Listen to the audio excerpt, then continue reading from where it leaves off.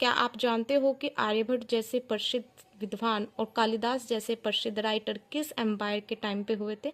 अगर नहीं तो चलिए आज हम स्टार्ट करते हैं class 6 history chapter 6 new empires and kingdom. इस चैप्टर में हम देखेंगे कि कौन कौन से इंपॉर्टेंट एम्पायर्स का उद्गम हुआ और किस तरह से उन्होंने प्रोग्रेस की। तो चलिए फर्स्ट क्वेश्चन स्टार्ट करते हैं इंपॉर्टेंट एम्पायर्स में। इस चैप्टर में हम दो एम्पायर्स को ब्रीफली डिस्कस करेंगे। फर्स्ट आपका आता है गुप्ता एम्पायर्स और सेकंड आपका आता है हर्षा एम्पायर्स। तो गुप्ता एम्पायर्स को देखते हैं। गुप्ता एम्पायर्स को जो हम गोल्डन एज ऑफ इंडिया भी कहते हैं, क्योंकि इस टाइम पे, इस एम्पायर के टाइम पे विज्ञान का, गणित का, कला का और साहित्य का बहुत ही अच्छी तरीके से सुधार हुआ, प्रोग्रेस हुई, उद्गम हुआ। किस एम्पायर के टाइम पे? गुप्ता एम्पायर के टाइम पे। इस एम्पायर के टाइम पे ही हमें फेमस स्कॉलर्स दिखे, दो विद्वान नजर आए, आर्यभट्ट और कालिदास। आर्यभट्ट जो है हमारे मैथमेटिशियन का गुरु भी माना जाता है, मैथ का जो है जनक भी किसको माना जाता है? आर्यभट्ट को। और कालिदास जो है एक प्रसिद्ध कवि और राइटर भी थे।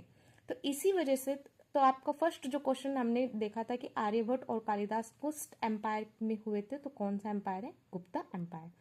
गुप्ता एम्पायर जो था सबसे मोस्ट पावरफुल एम्पायर था और सभी एम्पायर के कंपैरिजन पे। एम्पायर होता है साम्राज्य, बड़ा राज्य, ठीक है, या किंगडम्स भी आप बोल सकते हो। देखेंगे अचीवमेंट ऑफ गुप्ता एम्पायर्स कि गुप्ता एम्पायर ने क्या क्या अचीव किया अपने टाइम पर। गुप्ता एम्पायर ने पीस एंड प्रॉस्पेरिटी का ध्यान रखा, यानी कि पीस यानी कि गुप्ता एम्पायर के टाइम पे जो लोग हैं वो बहुत ज़्यादा शांति प्रिय तरीके से जीवन यापन कर रहे थे और प्रॉस्पेरिटी, खुशहाली तरीके से रह रहे थे। इसमें गुप्ता एम्पायर्स के टाइम पर जो है वो प्रोग्रेस हुई थी साइंस के क्षेत्र में, यानी कि विज्ञान के क्षेत्र में, कला के क्षेत्र में और साहित्य के क्षेत्र में।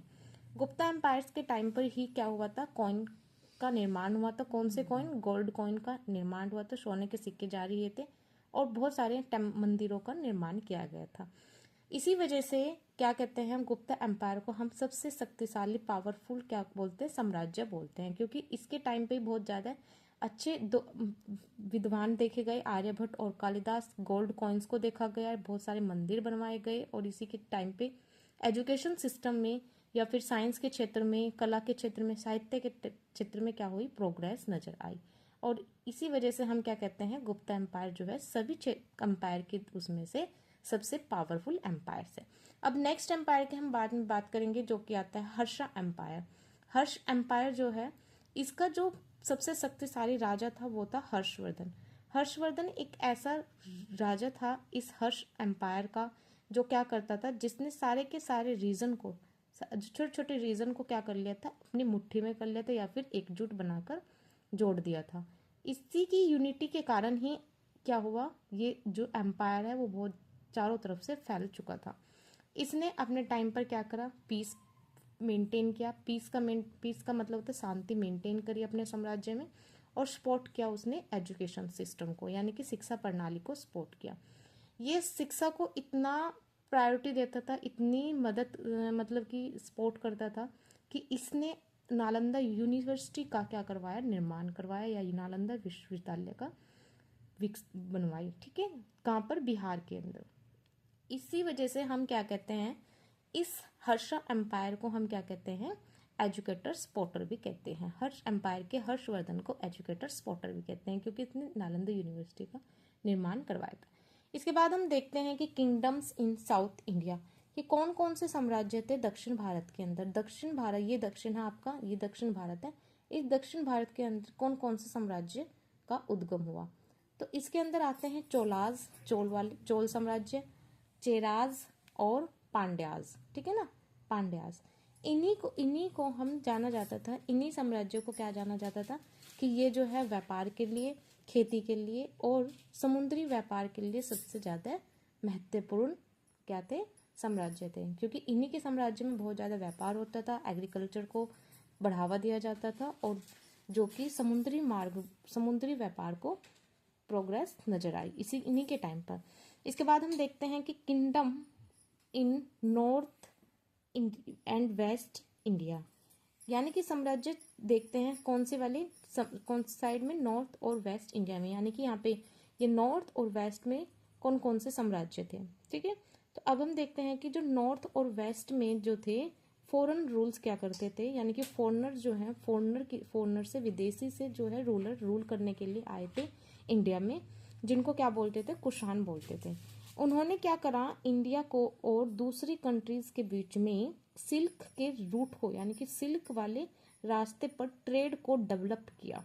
क्या करा इन्होंने, इन कुषाणों ने क्या किया, इंडिया में और दूसरी कंट्रीज के रास्ते में, यानी कि जो कौन सा रास्ता था, सिल्क वाला रास्ता था, उस रास्ते में क्या करा, व्यापार और उसकी संस्कृति को क्या करा, एक्सचेंज किया, यानी कि बढ़ावा दिया, या फिर उन्होंने क्या करा, एक दूसरी कंट्रीज के साथ क्या कर दिया, व्यापार करना शुरू कर दिया, उनकी संस्कृति को एक्सचेंज करना शुरू कर दिया। ठीक है, कि इन्होंने क्या था, ये भारत से आए हुए रूलर्स से, जिनको बोलते थे कुषाण। और ये कौन से वाले क्षेत्र में मिलते थे, नॉर्थ और वेस्ट इंडिया में, नॉर्थ और वेस्ट इंडिया में इन्होंने अपना साम्राज्य विकसित कर लिया था।